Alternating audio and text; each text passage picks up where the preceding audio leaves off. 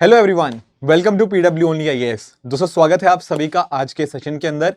आज हम अपना इकोनॉमी का डिस्कशन करेंगे एंड आज के सेशन में हम पिछला एक वीक यानी कि 19 ऑफ जनवरी से लेकर 26 जनवरी 2025 के बीच में जो भी कुछ इंपॉर्टेंट इकोनॉमी के पर्सपेक्टिव से कुछ करंट अफेयर्स रहे हैं उनको हम समझने की कोशिश करेंगे। राइट, बड़ा ही इंटरेस्टिंग सेशन होने जा रहा है। बहुत सारे इंटरेस्टिंग कॉन्सेप्ट्स हम आज के लेक्चर में समझने जा रहे हैं। दोस्तों, जब हम बात करते हैं, पहली बात तो आपको ये पता होना चाहिए कि अगर आपको इस लेक्चर की पीडीएफ चाहिए तो वो आपको मेरे telegram channel Rishabh Sharma sir PW पे मिल जाएगी। वहां पर जाकर आप इसकी पीडीएफ डाउनलोड कर सकते हो। चलो समझते हैं। क्या आपने एक टर्म सुना है, प्रोडक्टिविटी? क्या वर्ड है? वर्ड है सर प्रोडक्टिविटी।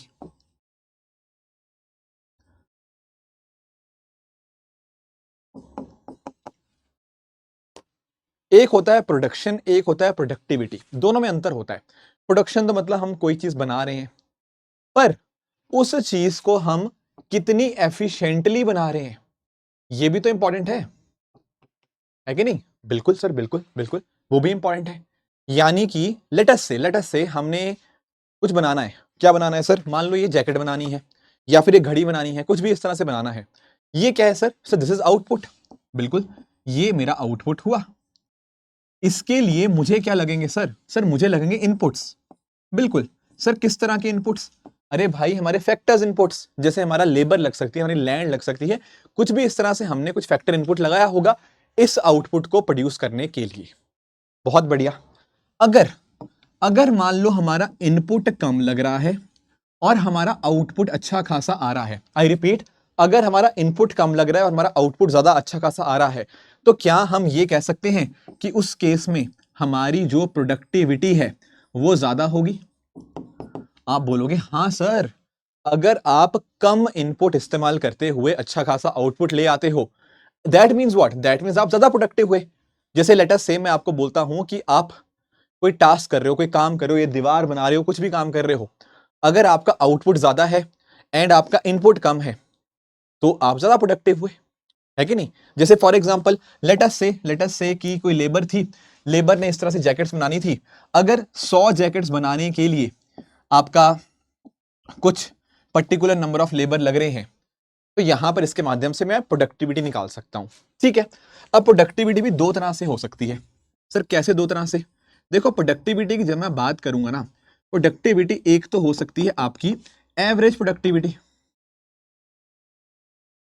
और एक हो सकती है सर आपकी मार्जिनल प्रोडक्टिविटी। मीनिंग समझना, दोनों में अंतर समझने की कोशिश करना। क्या है सर? एक है हमारी एवरेज प्रोडक्टिविटी और एक है मेरी marginal productivity. That means what? यहां पर हमें अगर एवरेज प्रोडक्टिविटी निकालनी हो तो हम क्या करेंगे सर? सर यहां पर हम अपना क्या निकालेंगे? हम लिखेंगे अपना जो भी टोटल आउटपुट हुआ, राइट, एंड उसके कॉरस्पॉन्डिंग हमारा टोटल जो भी आपका इनपुट या जो भी आपका लग रहा है उसको हम यहां पर इससे डिवाइड कर लेंगे। ठीक है। तो अगर कोई पूछे कि आपसे कितना एवरेज प्रोडक्टिविटी हुआ, that is nothing but output कितना आया डिवाइड बाय आपने इनपुट क्या दिया। लेट अस से अगर आप लैंड की प्रोडक्टिविटी की निकाल रहे हो तो आपका लैंड यूजेज कितना हुआ, या आप लेबर के लिए निकाल रहे हो तो आपका कितना लेबर, यहां पे टोटल लेबर कितना हुआ वो हम यहां पे नोटिस कर लेंगे। ठीक है, ठीक है, यहां तक कोई समस्या बिल्कुल भी नहीं। ऑन द अदर हैंड, जब ये तो वर्ड था हमारा एवरेज, एवरेज बस हम समझते हैं, आप लोगों के साथ सीसेट में मैंने कई बार डिस्कशन किया है। एवरेज का मतलब बहुत सिंपल होता है, टोटल बाय टोटल। जैसे होता है sum of observation divide by number of observation, यहां पर भी उसी तरह से है, टोटल आउटपुट डिवाइड बाय आपका टोटल लेबर या टोटल इनपुट जो भी था वो कितना था। ठीक है। पर सर जब मैं ये वर्ड इस्तेमाल कर रहा हूं, कौन सा वर्ड सर? मार्जिनल। ये मार्जिनल शब्द का क्या अर्थ हो जाता है? जब भी देखो मार्जिनल वर्ड आए ना, कभी भी लाइफ में मार्जिनल वर्ड आप सुनो, इसका मतलब होगा आपके दिमाग में फटाफट एक वर्ड आना चाहिए, सर एक्स्ट्रा। एक्स्ट्रा क्या आना चाहिए? वर्ड आना चाहिए, वर्ड आना चाहिए एक्स्ट्रा। मतलब ये कि अगर मान लो आपने थोड़ा सा एक्स्ट्रा इनपुट दिया, उस एक्स्ट्रा इनपुट से आपका कितना एक्स्ट्रा आउटपुट आया, उसको हम बोलेंगे क्या? उसको हम बोलेंगे आपका मार्जिनल प्रोडक्टिविटी। समझ पाए या नहीं समझ पाए? इसका मतलब क्या होगा? आपका चेंज कितना आया? क्या आया? चेंज। चेंज कितना आया आउटपुट के अंदर as compared to your change, या जिसको हम डेल्टा बोल सकते हैं। डेल्टा आपका जो भी इनपुट हुआ, इनपुट में बदलाव करने से आपका कितना चेंज आया, that is your marginal productivity. अब यहां पर ये चीज आपकी इनपुट लेट से लेबर हो सकती है, ये चीज आपकी कैपिटल हो सकती है, इस तरह से आप यहां पे नोटिस कर सकते हो। समझे? जैसे आप लोगों ने ना एक सुना होगा, आप लोगों ने कभी ना एक टर्म सुना होगा, जैसे आप लोग ना सुनते होंगे किसके बारे में, आप लोग सुनते होंगे सर डिसगाइज्ड अनएम्प्लॉयमेंट के बारे में। सुना आप लोगों ने? सुना आप लोगों ने? कई बार हम लोगों ने चर्चा करी है, यूपीएससी ने भी इससे ऊपर सवाल पूछा हुआ है। इन अनएम्प्लॉयमेंट तो आप समझते होंगे, डिस अनएम्प्लॉयमेंट मतलब बेरोजगारी, डिसगाइज्ड का मतलब छुपी हुई बेरोजगारी, है ना? कैसी होती है? यहां पर डिसगाइज्ड अनएम्प्लॉयमेंट में क्या होता है, एग्जांपल के लिए मैं अगर आपको बताऊं, अगर मान लो एक खेत के ऊपर 5 भाई काम कर रहे हैं ना, ठीक है, हो सकता है कि जरूरत से ज्यादा लोग काम कर रहे हो, अगर इनमें से मैं 2 लोग हटा भी दूंगा और बाकी के बचे हुए 3 लोग यहां पे काम करेंगे, तब भी आउटपुट उतना ही आएगा। तो क्या मैं ये ऐसा कह सकता हूं, ये जो 2 लोग थे ये क्या थे सर, ये डिसगाइज्ड अनएम्प्लॉयमेंट थे? बिल्कुल थे। इसको कहने का दूसरा तरीका ये भी होता है, डिसगाइज्ड अनएम्प्लॉयमेंट के अंदर क्या होती है सर, यहां पर आपकी जो मार्जिनल प्रोडक्टिविटी होती है वो 0 होती है। ये लाइन शायद सुनी होगी आप लोगों ने सब में से, यूपीएससी ने सेम क्वेश्चन पूछा था, in disguised unemployment what is the marginal productivity, answer is 0। क्यों? क्योंकि सर जब हमने एक extra unit of labour add किया तो उससे चेंज इन आउटपुट कितना आया, 0। तो क्या कहेंगे सर, डिसगाइज्ड अनएम्प्लॉयमेंट के अंदर आपका मार्जिनल प्रोडक्टिविटी हमें 0 देखने को मिल जाती है। चलो सर ये बात भी क्लियर हुई। तो बातें 2 थी, एक एवरेज प्रोडक्टिविटी, एक मार्जिनल प्रोडक्टिविटी, ये दोनों चीजें हमें समझ आई। पर इसी के साथ एक लिंक्ड मुद्दा और होता है, या रेदर आई शुड से एक चीज होती है जिसको हम बोलते हैं प्रोडक्टिविटी का अपोजिट। क्या बोलते हैं? Opposite of productivity. Opposite of productivity, ये क्या हुई सर चीज? प्रोडक्टिविटी के अपोजिट को हम बोलते हैं सीओआर। सीओआर क्या होगा? सीओआर होगा सर आपका कैपिटल आउटपुट रेशो। क्या होगा COR? Capital output ratio. What is capital output ratio? नाम में ही है कैपिटल आउटपुट रेशो, तो यानी कि इसकी वैल्यू क्या आएगी सर, इसका फॉर्मूला क्या आएगा, इसका फॉर्मूला होगा कैपिटल अपॉन आउटपुट। बहुत ही सिंपल चीज है, बिल्कुल बिल्कुल बिल्कुल। थोड़ा और अंडरस्टैंड करें, what is capital output ratio? Sir what is the amount of capital required in order to raise the output by 1 unit। मतलब सर अगर हम डिनोमिनेटर में अगर आउटपुट को 1 डाल दें, अगर आउटपुट 1 डाल दें तो दैट मींस व्हाट, सीओआर आपके कैपिटल के बराबर आ जाएगा। बिल्कुल, यानी कि इसका अर्थ क्या है, इसका अर्थ ये है कैपिटल आउटपुट रेशो का कि आपका अगर आउटपुट 1 यूनिट इंक्रीज करना है उसके लिए कितना कैपिटल चाहिए होता है। I repeat, amount of capital required, amount of capital required to raise output by 1 unit, to raise output by 1 unit। 1 unit से अगर आपको आउटपुट को इंक्रीज करना है ना, तो क्या करना है, तो कितना कैपिटल चाहिए, that is your capital output ratio. I hope ये बात समझ आई। अब सोचना यहां पे, अब आप लोग मुझे एक चीज बताना, एक देश है, एक देश मतलब भारत देश की बात कर लो, ठीक है, मुझे एक चीज बताओ, अच्छी सिचुएशन क्या है, कैपिटल आउटपुट रेशो ज्यादा होना या कैपिटल आउटपुट रेशो कम होना? सोच के बताओ। देखो यार, याद करो याद करो, क्या याद करें सर, कैपिटल आउटपुट रेशो था कि अगर हमें 1 यूनिट ऑफ आउटपुट रेज करना है उसके लिए कितना कैपिटल लग रहा है, यही तो था। अगर 1 यूनिट एक्स्ट्रा आउटपुट या 1 यूनिट आउटपुट रेज करने के लिए हमारा कैपिटल ज्यादा लग रहा है, दैट मीन्स व्हाट, हमें आउटपुट के लिए बहुत ज्यादा खर्चा करना पड़ रहा है, बहुत ज्यादा इनपुट देना पड़ रहा है। तो यानी कि जितना ज्यादा कैपिटल आउटपुट रेशो ज्यादा होगा ना, उतना ही खराब सिचुएशन है उस देश के लिए।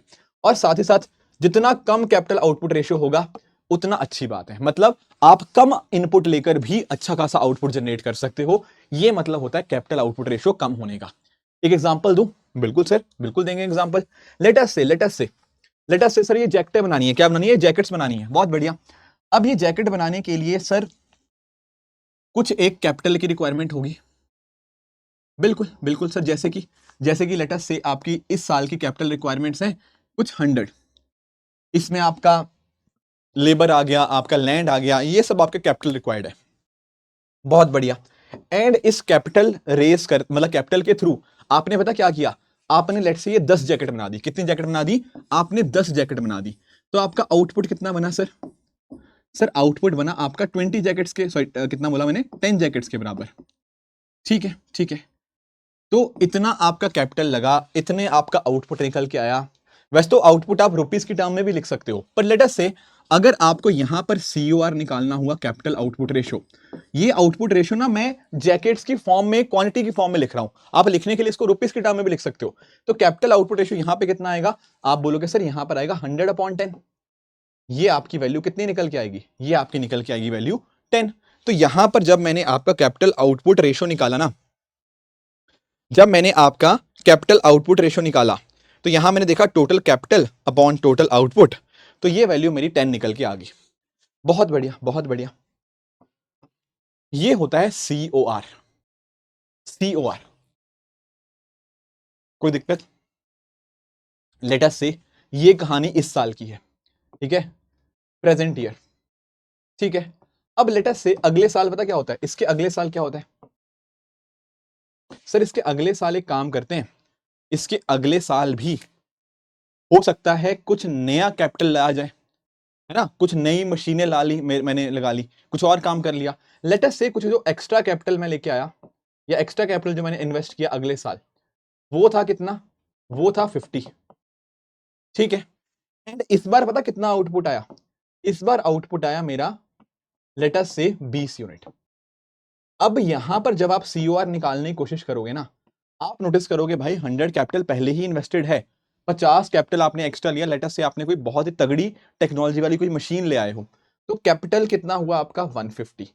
आपका इस साल का आउटपुट कितना आया? वो आया 20। तो यहां पर आप नोटिस कर पा रहे हो आपकी कैपिटल आउटपुट रेशो कितनी हो चुकी है सर? वो आ चुकी है 7.5। What does it mean? इसका मतलब ये है कि अब आप थोड़े ज्यादा एफिशिएंट हो चुके हो। जब कैपिटल आउटपुट रेशो ज्यादा होती है ना, इसका मतलब क्या होता है? इसका मतलब आप इनएफिशिएंट हो, आपकी प्रोडक्टिविटी कम है। पर जैसे जैसे आपके कैपिटल आउटपुट रेशो कम होता जा रहा है, ये कहीं ना कहीं दिखाता है क्या? ये दिखाता है कि कितना टोटल कैपिटल इन्वेस्टमेंट की आपकी एफिशिएंसी कितनी है। ठीक है। ऐसे ही ना एक और टर्म होता है। क्या टर्म होता है? उसको हम जानते हैं आईकॉर के नाम से। आईकॉर का मतलब क्या हुआ? इट मींस आपका, आईकॉर का अर्थ होता है आपका incremental, incremental capital output ratio. बहुत बच्चे कंफ्यूज रहते हैं कॉर और आईकॉर के बीच में। नहीं, कोई दिक्कत नहीं है। यहां पर एक्स्ट्रा वर्ड क्या ऐड हुआ? इंक्रीमेंटल। इंक्रीमेंटल का मतलब यहां पे एक्स्ट्रा की बात हो रही है, समझना। यहां पे आप नोटिस करो एक्स्ट्रा कैपिटल कितनी आई सर? इस साल में एक्स्ट्रा कैपिटल आई 50। तो ऊपर लिखेंगे हम एक्स्ट्रा कैपिटल। एक्स्ट्रा कैपिटल के साथ कितना हमारा एक्स्ट्रा आउटपुट लिंक्ड है? देखो समझो इस बात को, 10 यूनिट आउटपुट तो पहले भी आ रहा था, अब यहां पर क्या हुआ है? 10 यूनिट एक्स्ट्रा आउटपुट हमें यहां पे देखने को मिला। तो यानी कि ना इंक्रीमेंटल कैपिटल आउटपुट रेशो में हम क्या करते हैं? Change in capital divide by change in output. इस चीज को हम यहां पर निकालने की कोशिश करते हैं। ठीक है। तो अगर आप ये वैल्यू निकालोगे, ये वैल्यू आई आपकी 5। ये तो और भी बढ़िया है, ये तो और भी बढ़िया है। तो पहली चीज तो आपको अंडरस्टैंड ये करनी है कि कॉर जितना कम होता है ना कैपिटल आउटपुट रेशियो, उतना ही ज्यादा बढ़िया चीज होती है। बाकी कॉर और आई कॉर में क्या अंतर होता है? कैपिटल आउटपुट रेशियो में हम ये देखते हैं कि हमने जितना भी टोटल कैपिटल इन्वेस्ट किया है, उसका कैपिटल आउटपुट रेशियो मतलब उसकी प्रोडक्टिविटी कैसी है।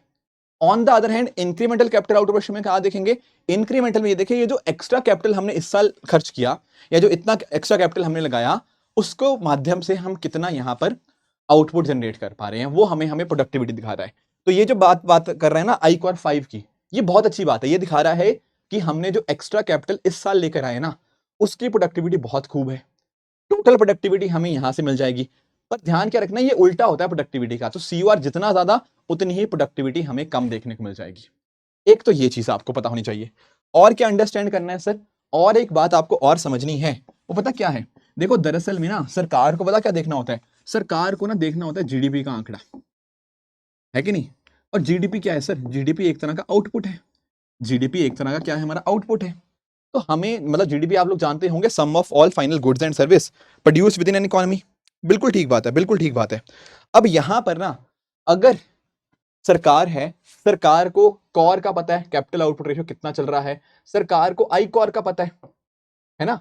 तो सरकार को यह देखना होता है कि भाई देश में इन्वेस्टमेंट कितनी लाई जाए या इन्वेस्टमेंट कितनी करी जाए। क्योंकि आप अंडरस्टैंड करो, आप इन्वेस्टमेंट क्या है? It is nothing but capital. आप कितना कैपिटल इन्वेस्टमेंट करोगे ताकि आपकी GDP इतने प्रतिशत से बढ़ेगी। आपको आउटपुट बढ़ाना है, बिल्कुल ठीक बात है, पर हो सकता है ना किसी देश में हम खूब इन्वेस्टमेंट करें, खूब इन्वेस्टमेंट करें, पर वहां पर कैपिटल आउटपुट रेशियो बहुत ही ज्यादा हो, तो भाई खूब इन्वेस्टमेंट करने का भी कोई फायदा नहीं होगा या बहुत ही कम फायदा होगा। क्यों? क्योंकि आप कैपिटल डालते जा रहे हो, डालते जा रहे हो, डालते जा रहे हो, पर आपकी कैपिटल आउट रेशियो बहुत हाई थी। तो खूब कैपिटल इन्वेस्ट करोगे तब जाके थोड़ा बहुत आउटपुट आएगा। ऑन द अदर हैंड अगर आपका सीओआर कम होता है तो थोड़ा सा कैपिटल इन्वेस्ट करने से भी आपकी जीडीपी खूब बढ़ सकती है। तो सरकार को क्योंकि ये देखना होता है जीडीपी कितनी बढ़ानी है, तो सरकार को उस तरह से फैसले लेने पड़ते हैं कि कितनी इन्वेस्टमेंट आए, ताकि इस आईकॉर के हेल्प से भी हम उतने प्रतिशत जीडीपी के आंकड़े को छू पाएं। तो सरकार को ये यहां पर मदद हो जाएगी। अब आपके दिमाग में एक सवाल और आ रहा होगा कि सर हम कैसे बढ़ा सकते हैं अपने कॉर या आईकॉर को, या बढ़ाना नहीं, सॉरी, कम कैसे कर सकते हैं, क्योंकि कम होना अच्छी बात है ना। तो हमें अगर आईकॉर को सर कम करना है या कॉर को कम करना है, वो कैसे कर सकते हैं? देखो बहुत सारे तरीके हो सकते हैं। सबसे पहली इंपॉर्टेंट चीज है हमारी टेक्नोलॉजी। जैसे मैंने आपको बताया था, जब मैंने क्या किया, जब मैंने सर नई मशीन ले ली जैकेट बनाने के लिए, तो वहां से मेरा कॉर कम हो गया। देखा था ना, आईकॉर 5 पे आ गया था। तो टेक्नोलॉजी अच्छी होगी, वो कहीं ना कहीं ज्यादा एफिशिएंट होगी, उसकी प्रोडक्टिविटी अच्छी होगी, तो कॉर ऑटोमेटिकली नीचे आ जाएगा। बाकी इसके अलावा भी बहुत सारी चीजें होती हैं, जैसे सरकार के ऊपर बहुत सारी चीजें निर्भर करती हैं। भाई एजुकेशन कैसी है, हेल्थ कैसी है, क्या लोगों के पास अच्छी स्किल्स है नहीं है, क्योंकि अगर लोगों के पास स्किल्स नहीं होंगे तो आपको बहुत ज्यादा इन्वेस्टमेंट करना पड़ेगा सेम आउटपुट को जनरेट करने के लिए। बाकी इसके अलावा सरकार गवर्नेंस वगैरह कैसे कर रही है, all those things become very very important. आपका ईज ऑफ डूइंग बिजनेस कैसा है, ये सब चीजें भी डेफिनेटली बहुत बहुत ज्यादा इंपॉर्टेंट हो जाती हैं। तो पॉइंट सबसे पहले ध्यान रखनी है, कॉर होता है capital output ratio, total output के लिए होता है, मतलब टोटल आपने कितना इन्वेस्ट किया, कॉरस्पॉन्डिंग टोटल कितना आउटपुट आया। इंक्रीमेंटल कॉर जो कैपिटल आउटपुट रेशो होता है, वहां पर हम ये देखते हैं कि कितना हमने एक्स्ट्रा इन्वेस्ट किया एंड कितना एक्स्ट्रा इन्वेस्ट करने से हमारा कितना एक्स्ट्रा आउटपुट आया। That is your ICOR. COR कम होगा, आईकॉर कम होगा, देश के लिए उतनी अच्छी बात है। ठीक है, ये पहला टॉपिक था। ये न्यूज में क्यों था, पहली बात तो आपके दिमाग में आएगा, अरे न्यूज में ना अभी चल रहा है, ठीक है, बहुत सारे आर्टिकल्स आए थे, बार बार ये टर्म न्यूज में आ रहा था, जैसे अभी रिसेंटली एक आर्टिकल में भी डिस्कस था। तो एक ना इनफैक्ट यहाँ पे यूपीएससी ने हमसे सवाल भी पूछा हुआ है इसके रिगार्डिंग, अगर आप चाहते हो तो मैं आपको करवा भी देता हूं। ये देखो, बल्कि एक नहीं 2 बार आया ये सवाल, 2 बार आया इसके ऊपर सवाल। यहां पे अंडरस्टैंड करो, वो कह रहा है कि भले ही देश आपका क्या हो, एक हाई सेविंग इकोनॉमी हो, पर तब तक आपके देश में कैपिटल फॉर्मेशन नहीं हो सकती, या कैपिटल फॉर्मेशन से आपका आउटपुट नहीं बढ़ेगा। अगर क्या हो, अगर sir capital output ratio high हो। कैपिटल आउटपुट रेशियो हाई होगी, प्रोडक्टिविटी लो होगी, तो भले ही आपके पास खूब कैपिटल है, पर उसका रिजल्टेंट आपको आउटपुट बढ़ता हुआ बहुत ही कम देखने को मिलेगा। इसीलिए इसका आंसर है ऑप्शन नंबर डी। मैंने यहां पर ना आपके लिए एक्सप्लेनेशन लिख भी दी है, अगर आप पढ़ना चाहोगे तो capital output ratio it serves as a measure for proportional increase in capital formation need to produce an increase in GDP. ये वही है, एक एक्स्ट्रा यूनिट आउटपुट प्रोड्यूस करने के लिए कितना आपको लग रहा है। ठीक है, तो ये कॉर होता है, जितना कॉर कम होगा उतनी अच्छी बात हमें यहां पे देखने को मिल जाएगी। तो इसका आंसर बनेगा option number D will be the right answer. तो ये हो गया सर हमारा पहला मुद्दा। ठीक है सर, बहुत बढ़िया, ये पहला मुद्दा हमने यहां पर समझ लिया है। ठीक है, अब हम अपने अगले मुद्दे की तरफ बढ़ लेते हैं। अगला मुद्दा क्या डिस्कस करना है सर? देखो, अगला मुद्दा है हमारा ओम्बुड्समैन के बारे में। समझते हैं, देखो कोई बार ना हमारी कुछ शिकायतें होती हैं, कई बार हमारी कुछ ना कुछ शिकायतें होती हैं। किससे शिकायतें होती हैं? देखो यहां पर ना मैं दरअसल में आरबीआई के कॉन्टेक्स्ट में बात कर रहा हूं। I am talking in context of reserve bank of India. ठीक है सर, ठीक है। अब होता बता क्या था, आप नोटिस करो, आज से कुछ साल पहले ना हमारे पास 3 अलग अलग ओम्बुड्समैन थे। एक था हमारा बैंकिंग ओम्बुड्समैन, एक है था हमारा एनबीएफसी के रिगार्डिंग ओम्बुड्समैन, और एक था हमारा हमारी जो डिजिटल ट्रांजैक्शंस होती हैं उनके लिए। क्या होती, हमारी जो डिजिटल ट्रांजैक्शंस हम करते हैं ना अलग अलग, उनके लिए हमें यहां पर अलग अलग ओम्बुड्समैन यहां पर देखने को मिलते थे। ठीक है, ठीक है। पर आपके दिमाग में आएगा सर ये ओम्बुड्समैन है क्या? देखो, कुछ एक आपकी बैंकों के बारे में शिकायतें हो सकती हैं, कुछ एक आपकी एनबीएफसी के बारे में कुछ शिकायतें हो सकती हैं, कुछ डिजिटल ट्रांजैक्शन के रिगार्डिंग आपकी कुछ शिकायतें हो सकती हैं। पर मान लो लेट अस से आपका बैंक आपकी शिकायत सुन ही नहीं रहा, या फिर आपकी शिकायत के ऊपर प्रॉपर कार्रवाई नहीं करी गई, तो कहां पे जाओगे? आप आरबीआई के पास जाते हो। तो आरबीआई के पास क्या है, आपको पहले क्या होते थे, 3 अलग अलग आपको ओम्बुड्समैन देखने को मिलते थे, पर अब आरबीआई के पास क्या है, एक इंटीग्रेटेड ओम्बुड्समैन देखने को मिल जाएगा। क्या देखने को मिल जाएगा? एक इंटीग्रेटेड ओम्बुड्समैन। यहां पर क्या होगा, यहां पर एक ही ऑम्बुड्समैन सारे के सारे यहां पे आपके फंक्शंस यहां पे देख लेगा। तो कुछ साल पहले ये वाली चीज करी गई थी, एक सिंगल विंडो एक तरह से बना दी गई, कोई भी कैसी भी शिकायत हो आपकी इंटीग्रेटेड ऑम्बुड्समैन के द्वारा ये सारी बातें हो सकता है कि सुनी जाए। पहले ये अलग अलग होते थे बट इससे बहुत ज्यादा कॉम्प्लेक्सिटी थी, तो पिछले सालों के अंदर हमने इंटीग्रेटेड ऑम्बुड्समैन कॉन्सेप्ट लाया, तीनों को एक में ही हमने यहां पे डाल दिया। ठीक है, ठीक है। तो अभी हम सर क्यों डिस्कस कर रहे हैं अगर पहले ये काम हो चुका है? अभी हम इसलिए डिस्कस कर रहे हैं क्योंकि अभी हमारे सामने इसका डेटा आया है। डेटा पता क्या आया है? डेटा ये आया है कि जो शिकायतें हैं ना, जो कंप्लेंट्स हैं, वो काफी तेजी से बढ़ गई हैं। क्या हो गया है सर? कंप्लेंट्स बढ़ गई हैं, बिल्कुल। लगभग 33% से हमारी ये कंप्लेंट्स हमें इंक्रीज करने को देखने को मिलती हैं as compared to the previous year. पिछले साल के साथ अगर आप इस डेटा को कंपैरिजन करोगे तो आप रियलाइज करोगे कि ये जो आपकी कंप्लेंट्स या जो शिकायतें थी उनमें हमें एक इजाफा देखने को मिला है। कितना? लगभग 33% का। ठीक है, ठीक है, ठीक है। एंड अगर आप यहां पर नोटिस करोगे तो इस बार जो टोटल कंप्लेंट्स आई हैं दैट इज 9.34 लैक्स। बहुत बड़ा नंबर आया है as compared to previous year. अब ये कंप्लेंट्स का बढ़ना क्या दिखाता है? कंप्लेंट्स का बढ़ना ये दिखाता है कि भाई जो बैंक्स हैं या जो बाकी चीजें हैं वो कहीं ना कहीं प्रॉपरली कंप्लेंट्स का निपटारा नहीं कर रहे, प्रॉपरली जो शिकायतें थी उनको यहां पर सुन नहीं रहे, है ना।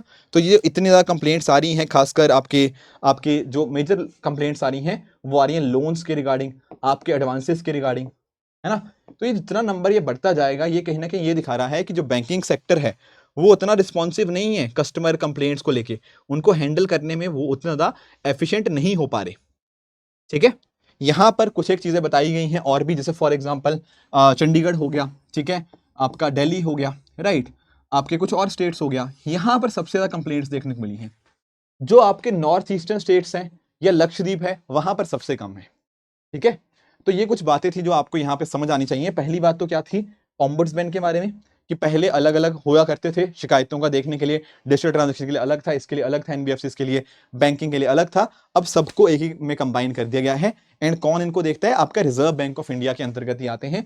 और पिछले कुछ समय के अंदर जो शिकायतें हैं वो बढ़ती ही जा रही हैं, which is the cause of concern कि बैंक्स अपने एंड पे इन चीजों को निपटारा करने में सक्षम नहीं है। ठीक है, तो ये बात भी आपको पता होनी चाहिए। ठीक है, एक और टॉपिक हमने अंडरस्टैंड करना है, वो टॉपिक है हमारा with regards to differential pricing. किसके बारे में है सर? वो सर वो है हमारा डिफरेंशियल प्राइसिंग। क्या आप लोगों ने कभी ये वर्ड सुना डिफरेंशियल प्राइसिंग का? हाँ, डिफरेंशियल समझते हो? अलग अलग। तो क्या मतलब हुआ डिफरेंशियल प्राइसिंग का? देखो यार, हालांकि ऐसा है नहीं बट कुछ एक ना मार्केट में ऐसी न्यूज चल रही है। पता कैसी न्यूज चल रही है? न्यूज ऐसे चल रही है कि यार जब ना आप जैसे मान लो ओला हो गया, उबर हो गया, राइट, अगर आप इन एप्स को ओपन करते हो अपने अपने आईफोन के अंदर, ठीक है, एप्पल आईफोन के अंदर अगर आप इनको ओपन करते हो तो ये आपको रेट ज्यादा दिखाती हैं। मान लो एक जगह से दूसरी जगह जाना है तो यहां पर ये रेट ज्यादा दिखाएंगी। अगर आप एक एंड्रॉयड फोन का इस्तेमाल करोगे तो ये रेट यहां पे आपको कम दिखाएंगी। ऐसा मैं नहीं कह रहा, ऐसी बहुत सारी कंप्लेंट्स कह रही थी और यही कंप्लेंट्स हमारे जाके मिनिस्टर्स तक गई हैं। ठीक है, हमारे मिनिस्टर ऑफ कंज्यूमर अफेयर्स तक गई हैं और बहुत सारी मंत्रालयों तक गई हैं। एंड उन्होंने ओला से, उबर से जवाब तक मांगा है कि भाई आप इन कंप्लेंट्स का जवाब दीजिए, बताइए कि ऐसा है या नहीं है। ठीक है, बहुत सारे यूजर्स ने भी अलग अलग सोशल मीडिया के ऊपर पाया है, ऐसा डाला है। हालांकि फिर बाद में जाके इंडियन एक्सप्रेस ने इसके ऊपर पूरी रिसर्च करी तो उन्होंने ऐसा पाया कि ऐसा कुछ नहीं है। कई बार एंड्रॉयड के ऊपर ज्यादा दिखा देता है, कई बार आईफोन के ऊपर ज्यादा दिखा देता है, तो ऐसा 100% नहीं है। डेफिनेटली बहुत बार ऐसा हुआ है कि आईफोन के ऊपर ज्यादा प्राइस है, पर इंडियन एक्सप्रेस की जो आपकी डिटेल इन्वेस्टिगेशन थी उसके अंदर ऐसा नहीं आया। कई बार ऊपर नीचे दोनों जगह देखने को मिलता है। एक्चुअल में पता क्या है, इसी चीज को हम बोल देते हैं क्या? Differential pricing. डिफरेंशियल प्राइसिंग का मतलब क्या होता है कि भाई सेम चीज, लेट अस से मुझे जैकेट खरीदनी है, ठीक है, जैकेट खरीदने के लिए भाई मुझसे वो अमेजोन वाले लेट से कह रहे हैं कि भाई 400 रुपए दो और आपसे बोल रहे हैं 200 रुपया दो। सेम प्रोडक्ट का अलग अलग प्राइसेस अगर हमें देखने को मिले that is known as differential pricing. कई बार आप लोग नोटिस करते हो ना, जैसे मान लो सब्जी खरीदने गए, अगर आप सब्जी खरीदने जाते हो नॉर्मल टी शर्ट में तो बोलता है कि भाई 20 रुपए किलो की सब्जी है। पर अगर आप लेट से कोट पैंट पहन के जा रहे हो, एक बड़ी सी गाड़ी में पहन जा रहे हो, तो वो आपको बोलेगा कि सर 40 रुपए किलो की सब्जी है। चलो ये तो मजाक की बातें हुई, बट ये वाला मुद्दा काफी सीरियस हो गया। कई लोगों ने इसको जेप्टो ब्लिंकिट पे भी बताया कि ऐसा ही देखने को मिल रहा है। हालांकि ऐसा पाया गया, ऐसा होता नहीं है कुछ भी, मतलब अभी तक तो थोड़ा इन्वेस्टिगेशन में चल रही है, बट फिर भी एक ना कॉन्सेप्ट होता है जिसको हम जानते हैं डायनेमिक प्राइसिंग का कॉन्सेप्ट। किसका कॉन्सेप्ट? डायनेमिक प्राइसिंग का। डायनेमिक प्राइसिंग पता क्या होती है? डायनेमिक प्राइसिंग मतलब डिमांड एंड सप्लाई के बेसिस के ऊपर चीजों में बदलाव आना, रियल टाइम के अंदर अगर प्राइसेस में बदलाव आते हैं उसको हम बोलते हैं डायनेमिक प्राइसिंग, या डीपी के नाम से भी हम इसको जानते हैं। होता पता क्या है, जैसे आप लोगों ने फ्लाइट्स का भी देखा होगा। फ्लाइट का जैसे मान लो आपको दिल्ली से बैंगलोर जाना है, तो हो सकता है आज आपको फ्लाइट 5,000 की दिखा रहा हो, कल को हो सकता है 6,000 10,000 की भी दिखा सकता है, कई बार हो सकता है इससे सस्ती भी आपको दिखा दे। ये चीजें होती है रियल टाइम बेसिस के ऊपर ना, चीजें ऊपर नीचे होती हैं, डिमांड कैसी है, कैसी सप्लाई है, उसके बेसिस के ऊपर।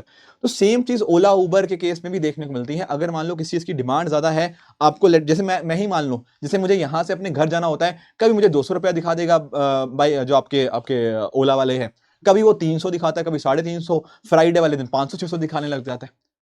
तो ये ऐसा नहीं है कि एंड्रॉइड और उसका था इशू है, ये आपका डायनेमिक प्राइसिंग का मोस्टली आपको एक इशू देखने को मिल जाता है। पर क्योंकि न्यूज में था तो थोड़ा समय डायनेमिक प्राइसिंग पता होना चाहिए कि डायनेमिक प्राइसिंग मतलब समय के ऊपर, रियल टाइम के बेसिस के ऊपर अगर चीजों के अंदर बदलाव आता है, that is known as dynamic pricing. Change होता रहना चीजें। यहां पर मोस्टली जो फैक्ट रहता है वो होता है आपका डिमांड एंड सप्लाई का, हमें यहां पे एक इंपैक्ट देखने को मिलेगा। ऑन द कॉन्ट्ररी हमें यहां पर एक चीज देखने को मिलती है, दैट इज डिफरेंशियल प्राइसिंग।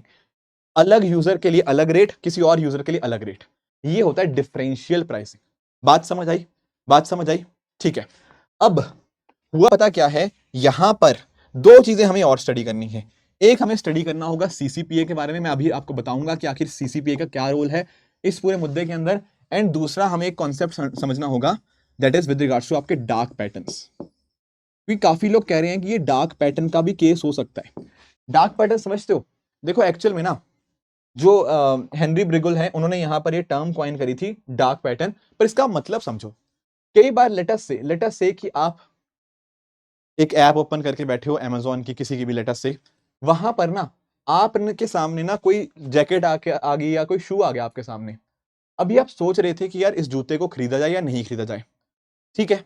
अभी आप सिर्फ सोच ही रहे थे कि खरीदना है या नहीं खरीदना है। आपके सामने एक पॉपअप आता है ऐसे, वो कहता है only one product left, buy fast, जल्दी खरीदो, आखिरी जो प्रोडक्ट है ये भी बिक जाएगा। अब ऐसा नहीं है कि इनके पास एक ही प्रोडक्ट बचा था, नहीं, पर उन्होंने आपका कंज्यूमर बिहेवियर चेंज किया। कैसे? एक फॉल्स अर्जेंसी क्रिएट करके। क्या क्रिएट करके? एक फॉल्स अर्जेंसी क्रिएट करके आपके यूजर बिहेवियर को मैनिपुलेट किया।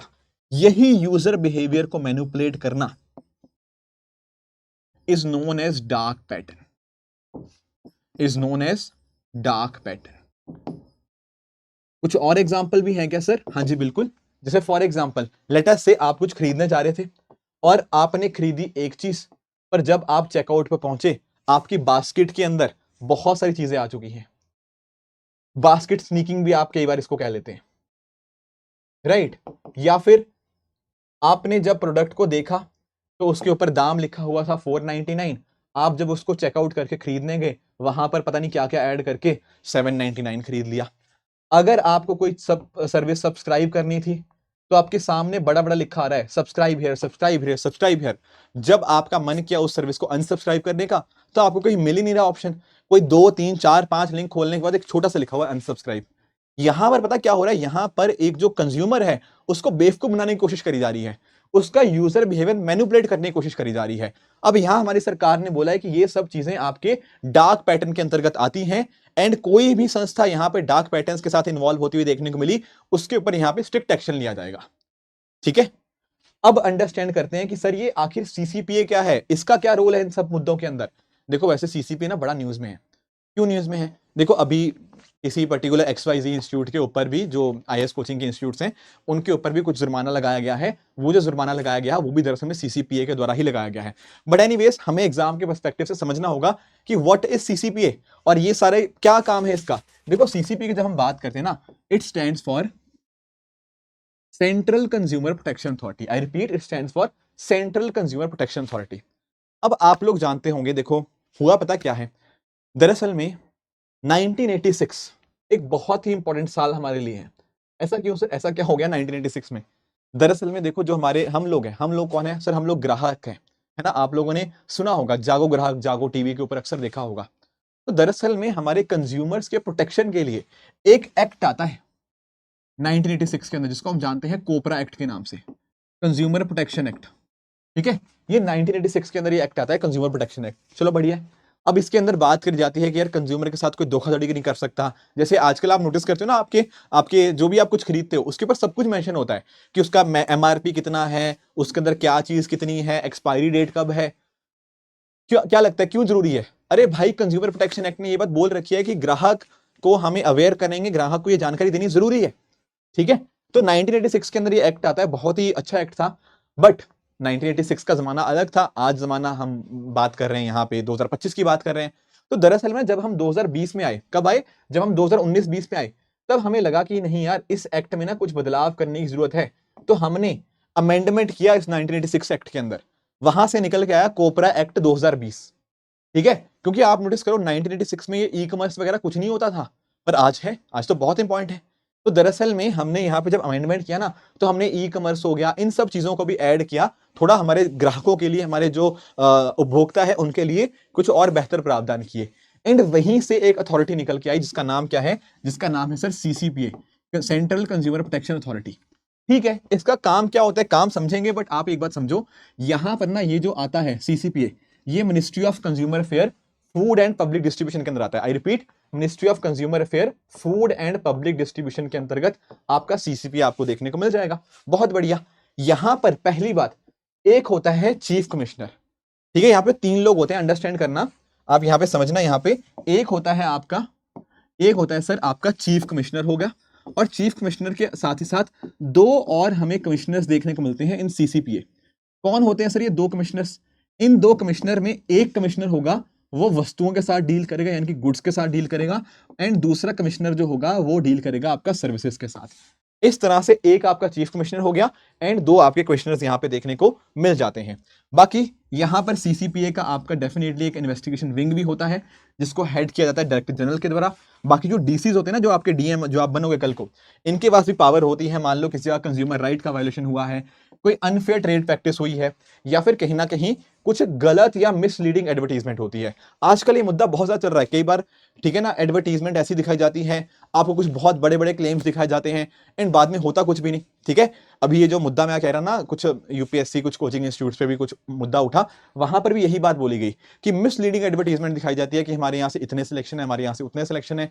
वो जो मिसलीडिंग एडवर्टीजमेंट होती है वो भी सीसीपीए के अंतर्गत आती है, एंड इसी वजह से सीसीपीए ही उनके ऊपर जुर्माना लगाता है, 3 लाख का, 2 लाख का, 5 लाख का, वॉट जो भी होता है। ठीक है, ठीक है, ठीक है। और क्या हमें अंडरस्टैंड करना है सर? और हमें दोस्तों ये अंडरस्टैंड करना होगा कि एक रेगुलेटरी बॉडी है, मैंने एक्ट बता दिया, दरअसल में कोपरा एक्ट 2019 है। I am very sorry for this, इसको आप 2019 कर लीजिएगा। ठीक है, इसको आप 2019 कर लीजिएगा। हाँ जी, हाँ जी, ठीक है। हाँ, 1986 का था, फिर 2019 में आपको अमेंड होता हुआ देखने को मिल जाएगा। बाकी यहाँ पे जो भी टारगेट इंडिविजुअल्स हैं या एंटिटीज हैं जो कहीं ना कहीं प्रॉपर ट्रेड प्रैक्टिसेस को फॉलो नहीं करते, उनके ऊपर एक्शन लिया जाता है। क्या इसकी पावर्स हैं दोस्तों? पावर्स की अगर हम बात करें तो ये इंक्वायरी को ऑर्डर कर सकती हैं, या तो देखो दो चीजें हैं, या तो इनके पास कोई कंप्लेंट आए कि भाई इसने गड़बड़ करी है, या फिर सुओ मोटो भी कर सकती है, मतलब अपनी मर्जी से भी, स्व इच्छा से भी यहां पर एक्शन लिया जा सकता है, इंक्वायरी करी जा सकती है बाय सीसीपीए। या फिर मान लो सेंट्रल गवर्नमेंट इनको डायरेक्ट करती है यार ये एक्शन करो, तो वो कर सकता है। बाकी इसके अलावा इन्वेस्टिगेशन ऑर्डर कर सकते हैं, जो कि डीएम करेगा, या डिस्ट्रिक्ट डायरेक्टर जनरल भी कर सकता है अगर कुछ एविडेंस पाया जाता है। बाकी अगर कोई लगता है किसी पर्टिकुलर एंटिटी ने कुछ गड़बड़ करी है, तो उसको बुलाया भी जा सकता है, ताकि अपना जो उन्होंने फॉल्स इंफॉर्मेशन या फॉल्स एडवर्टीजमेंट करी है उसको एक्सप्लेन करने के लिए उनको कॉल किया जा सकता है। एट द सेम टाइम अगर कुछ ऐसा लगता है कि कोई प्रोडक्ट या तो खराब है, अनसेफ है यहां पर, या फिर कुछ हजार्डस है या डेंजरस है, वहां पर क्या किया जा सकता है, वहां पर उसको विड्रॉयल का नोटिस भी दिया जा सकता है कि आप ये जो प्रोडक्ट है आपके सही प्रोडक्ट नहीं है, इनको वापस लो। And at the same time हो सकता है कि कुछ फंड्स वगैरह भी वो रिफंड करवाने में आपकी मदद करे। तो ये सब काम रहते हैं आपके सीसीपीए के। इसके अलावा कुछ गलत एडवर्टीजमेंट होती है, उसको खत्म करना, उसको डिसकंटिन्यू करना, एंड एंडोर्स भी उसका यहाँ पे रोकना, ये सब चीजें हमें यहाँ पे देखने को मिल जाएंगी। ठीक है, तो ये कुछ टॉपिक्स थे जो आज हमें डिस्कस करने थे। अब आज का आपका पहला क्वेश्चन रहेगा बीटा के बारे में। थोड़ा ना डिटेल में अगर आपको पता है तो प्लीज मुझे बताना कि आखिर ये बीटा होता क्या है, कुछ और जो एसोसिएटेड टर्म्स है इसके साथ वो भी आप नीचे कमेंट में बता सकते हो, ठीक है। मुझे अच्छा लगेगा अगर आपने इसका सही आंसर दिया। Definitely you can mention in the comment section. Sir दूसरा आपका होमवर्क क्या रहेगा? दूसरा आपका होमवर्क ये रहेगा कि भारत के, जब हम बात करते हैं ना फॉरेक्स रिजर्व्स की, भारत के फॉरेक्स रिजर्व्स के अंदर इनमें से कौन कौन सी आइटम्स आती हैं, तो एबीसीडी 4 ऑप्शंस है, आप इनमें से पढ़ के मुझे सही आंसर बता सकते हो।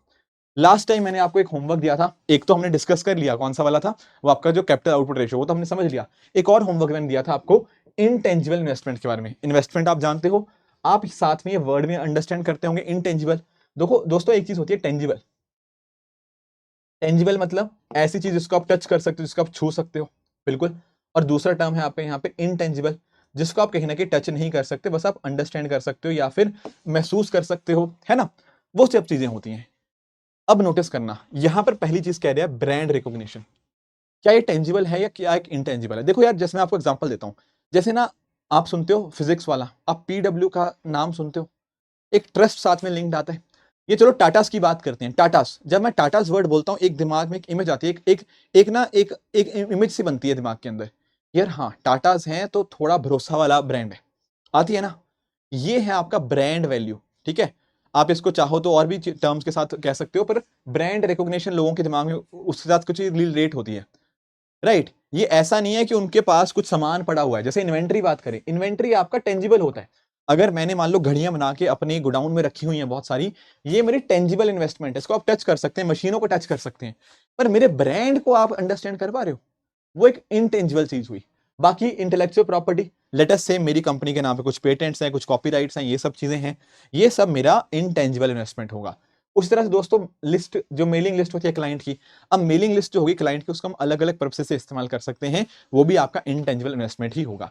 तो यहां पर आप अंडरस्टैंड कर पाओगे, 3 स्टेटमेंट्स यहां पे करेक्ट है, इन्वेंट्री गलत हो जाएगा, तो आपका सी बन जाएगा।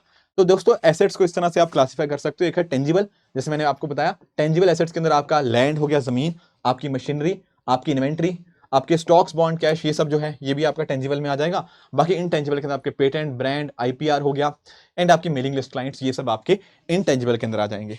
बाकी जो दूसरा होमवर्क था वो तो हमने डिस्कस कर ही लिया कैपिटल आउटपुट रेशियो का, तो ये बात भी आप लोग समझ गए होंगे। ठीक है दोस्तों, तो ये थी हमारी आज की डिस्कशन। आई होप आज का जो सेशन था आप सभी को बहुत अच्छे से समझ आया होगा। दोस्तों इसी तरह से आप सब लोग अपने इन पे हार्डवर्क करते रहिए। Thank you so much for joining, all the very best, thank you so much.